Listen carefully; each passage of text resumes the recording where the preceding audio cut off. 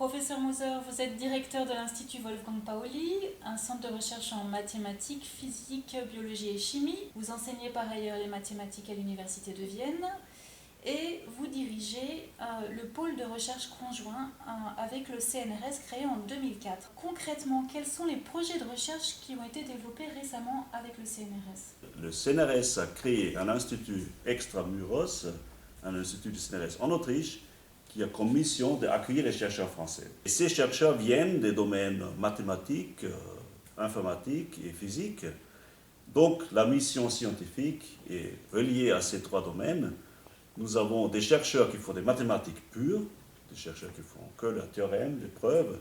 Nous avons des chercheurs de mathématiques appliquées.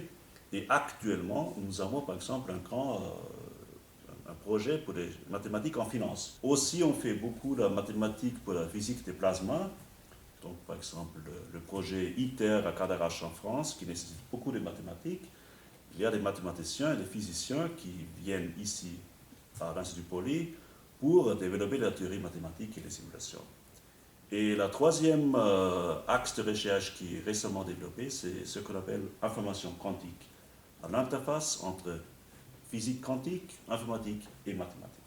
L'accord de coopération avec le CNRS a été renouvelé pour 4 ans, donc vous avez ajouté la physique parmi les disciplines. Sous le nom de Wolfgang Pauli, qui était quand même un prix Nobel en physique, sous le nom de Pauli, on peut s'attendre quand même comme scientifique qu'il y a la mécanique quantique, donc ajouter la physique avec la mathématique et l'informatique, ça rajoute un composant qui fait une structure scientifique assez ciblée, focalisée, et mettre ensemble différents domaines qui ont quand même une vision commune de faire de la recherche autour des questions très profondes de la physique. Alors la coopération prend la forme d'échanges de chercheurs, donc des Français viennent en Autriche, à l'opposé des Autrichiens vont intégrer des cellules de recherche du CNRS. Ces échanges durent combien de temps? Est-ce qu'il y en a actuellement?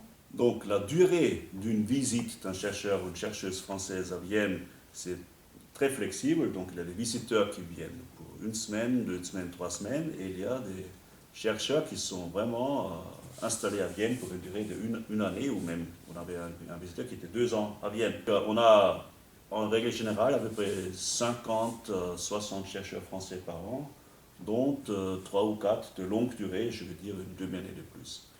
Et actuellement, nous avons un projet où il y a en général 1 ou 2 chercheurs français en continu qui passent à Vienne. Et est-il facile de trouver des candidats? La réponse est oui et non. C'est pas facile de faire bouger les Français avec une famille. Donc nous avons une politique très proactive pour faciliter la mobilité avec des enfants, avec un conjoint. Donc dès que les Français comprennent c'est possible de venir avec 2 enfants à Vienne, de les mettre au lycée français qui est juste à côté ici, dès qu'ils comprennent ça, ils viennent facilement.